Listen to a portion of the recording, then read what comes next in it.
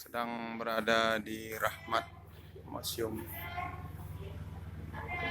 yang berada di Kota Medan.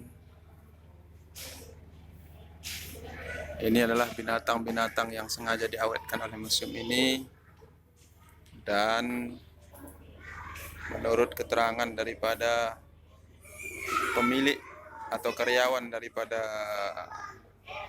museum ini, di sini ada sekitar 6.000 lebih spesies binatang-binatang dari seluruh dunia yang diawetkan. Yang dimana bahwa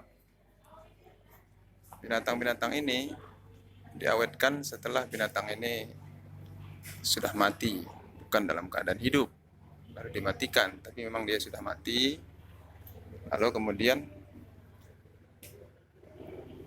diawetkan. Sehingga kalau kita perhatikan, memang dari seluruh binatang-binatang yang ada di sini, saya tidak bisa mengenali satu persatu. Bahkan ada binatang yang mungkin belum pernah saya melihat, belum pernah nampak pada saya, tapi pada hari ini saya melihat binatang-binatang tersebut.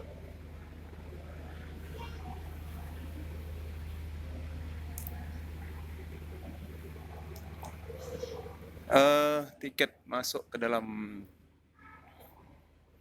museum ini sebesar 50.000 per orang. Ini termasuk kategori yang sangat mahal. Tapi walaupun mahal, bisa terobati semua rasa penasaran kita tentang binatang-binatang yang ada di Indonesia. Nah, ini musuh tanam-tanaman, babi. Ada berbagai macam babi di sini, dari berbagai macam daerah.